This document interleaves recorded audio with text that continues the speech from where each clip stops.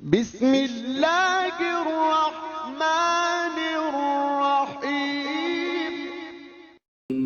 In the name of Allah, the Beneficent, the Merciful.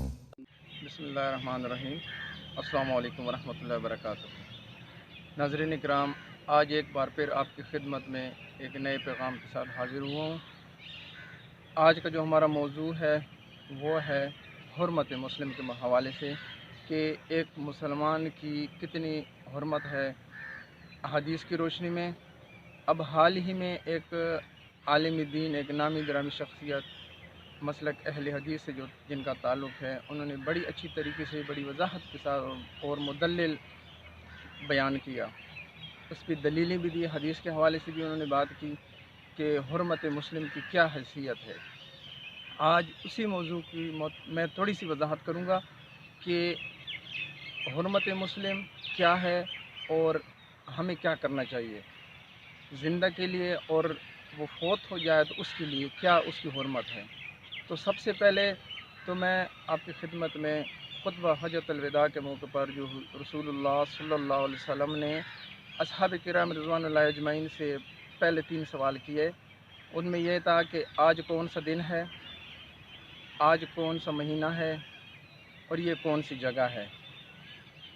تو پھر خود فرمایا کہ جیسے یہ مہینہ حرمت والا، جیسے یہ دن حرمت والا، جیسے یہ مقام حرمت والا، بالکل ایسی ہی مسلمان کی حرمت ہے.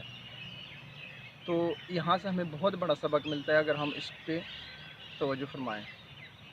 اس کے علاوہ ابھی جو وبا ہے جس کی وجہ سے اموات ہو رہی ہیں، لوگ فوت ہو رہے ہیں، ویسے تو ہمارے پاس حدیث ہے، رسول اللہ صلی اللہ علیہ وسلم کا ارشاد پاک ہے کہ جب کوئی بندہ وبا میں فوت ہو جاتا ہے ایمان کی حالت میں، تو اس کو حشر والے دن یعنی قیامت کے دن اس کو شہداء کے ساتھ اٹھایا جائے گا. تو یہ تو اس مریض کے حوالے سے جو وبا سے اس کی وبا کی وجہ سے جو فوت ہو جاتا ہے، وہ یہ اس کا مقام ہے. تو اللہ پاک کتنا غفور رحیم ہے. اس کے علاوہ میں چند احادیث آپ کی خدمت میں پیش کرنے کی کوشش کروں گا کہ صحیح حدیث سے جو ہمارے پاس جو ہمیں سبق ملتا ہے کہ حرمت مسلم کیا ہے اور اس کا کتنا تقدس ہے. تو سب سے پہلے میں آپ کی خدمت میں بخاری شریف حدیث نمبر 1239، بخاری شریف حدیث نمبر 1239 ہے، آپ خود جا کے پڑھیں. اس میں رسول کریم صلی اللہ علیہ وسلم نے ارشاد فرمایا کہ مسلمان پر 5 حق ہیں، یعنی مسلمان پر 5 حقوق ہیں. ان میں سب سے پہلے سلام کا جواب دینا، مریض کا مزاج پوچھنا، دعوت قبول کرنا، چینک پر یعنی جب چینک آتی ہے تو الحمدللہ پڑھنے پر دوسرا یرحمک اللہ پڑھتا ہے، اور آخر پر یہ ہے کہ جنازے کے ساتھ چلنا یعنی جنازہ پڑھنا. تو آج ہم دیکھتے ہیں کہ اس بیماری کی وجہ سے لوگ جنازہ تو دور کی بات ہے، لاشوں کو جلایا جا رہا ہے. لاشوں کو عزت کے ساتھ دفنانے کی بجائے ان کو جلا کے جو ایک ہندوانہ رسم ہے، اور اللہ نہ کرے اگر یہ اس طرح سلسلہ چلتا رہا اور حرمت مسلم کو اپنے اس پہ ہم نے مقام دینے کی بجائے ہم نے اس کو درگزر کیا، حدیث کو ہم نے چھوڑ دیا، تو جیسے نوح علیہ السلام کے دور میں جہاں سے ہمیں یہ سبق ملتا ہے، اگر ہم تاریخ انسانیت کو پڑھتے ہیں کہ بت پرستی وہاں سے شروع ہوئی تھی، شیطان نے لوگوں کو ورغلایا، اور پھر چلتے چلتے آج کتنی پوری دنیا پہ اس کا راج ہے، یعنی آدھی سے زیادہ دنیا بت پرستی میں مبتلا ہے. بالکل اسی طریقے سے اگر ہم آج کسی وبا کی وجہ سے ایک مسلمان کو جلاتے ہیں تو کل خدا نہ خواستہ کہ کل ایسا دن بھی آئے گا کہ مسلمانوں کو دفنانے کی بجائے جلایا جائے گا. ہماری آنے والی نسلوں کے لیے یہ بہت بڑا ایک لمحہ فکریہ ہے. تو اس لیے ہم نے حدیثوں کو مد نظر رکھتے ہوئے ہم نے اس پر عمل کرنا ہے. اس کے بعد دوسری حدیث مبارک جو مشکوٰۃ شریف اور ابو داؤد میں موجود ہے، حدیث نمبر 1616 ہے.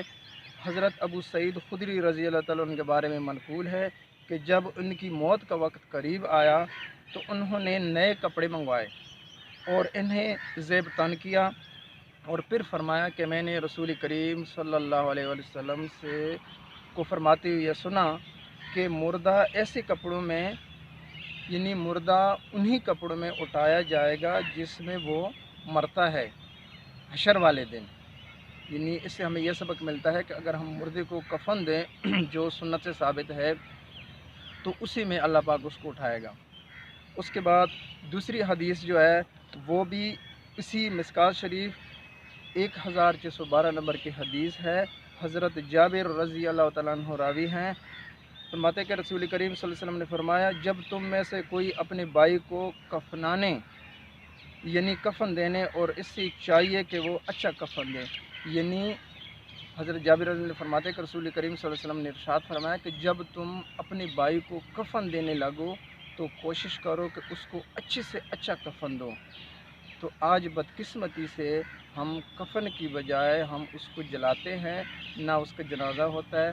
تو ہمیں چاہیے کہ ہم مسلم حرمت کو مد نظر رکھتے ہوئے، حدیثوں کو مد نظر رکھتے ہوئے، ہم مسلمانوں کو جلانے کی بجائے ہم اس کو دفنائیں عزت کے ساتھ، جو اس کا حق بنتا ہے، جیسے کہ زندہ مسلمان کا حق ہے ایسی ایک فوت شدہ مسلمان کا حق ہوتا ہے۔ تو دعا ہے کہ اللہ پاک ہمیں سمجھنے، عمل کرنے اور دوسروں تک پہنچانے کی توفیق عطا فرمائے۔ اجازت چاہتا ہوں، اللہ حافظ۔ Thanks for watching. Don't forget to like the video.